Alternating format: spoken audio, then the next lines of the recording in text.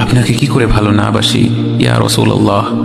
যখন আপনি আমাকে ভালোবেসেছেন সেই 1400 বছর আগে, যখন আপনি আমাকে মিস করতেন, আশা করতেন যেন আমার সাথে দেখা করতে পারেন, অথচ তখনও আমি জন্মই হইনি।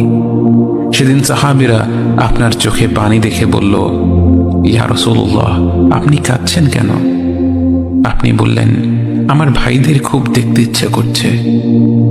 সাহাবীরা বললেন, আমরা কি আপনার ভাই নই ইয়া রাসূলুল্লাহ? আপনি বললেন, না, তোমরা আমার সাহাবী।